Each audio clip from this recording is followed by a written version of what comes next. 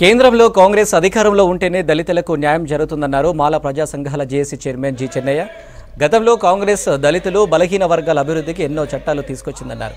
MP ఎన్నికల్లో కాంగ్రెస్కు సంపూర్ణ మద్దతు ప్రకటించారు చెన్నయ్య. బీజేపీ మళ్లీ గెలిస్తే రాజ్యాంగాన్ని మార్చి ఎస్సీ, ఎస్టీ, బీసీ రిజర్వేషన్లు తొలగించే ప్రమాదం ఉందన్నారు.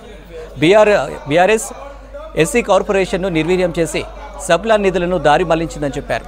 దళిత బహుజనుల అభివృద్ధికి రాష్ట్రంలో కేంద్రంలో కాంగ్రెస్ ప్రభుత్వం ఉండాలన్నారు చెన్నయ్య. మేము కాంగ్రెస్ పార్టీకి సంపూర్ణ మద్దతు ఇస్తున్నాం.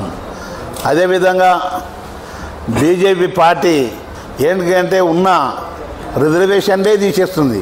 రిజర్వేషన్లు తీసేస్తానే అన్నారు. ఆ రిజర్వేషన్లు కాపాడుకోవాలంటే మేము పెద్ద ఎత్తున ఉద్యమాలు చేయాలి. రాజ్యాంగానే మారుతున్నాడు. రాజ్యాంగం ఉన్నాగానే మేము ఇంత ఉన్నాం. రాజ్యాంగం మార్చినాక ఎవరి తరం అవుతుంది, ఎవరు కాపాడలేరు మమ్మలను.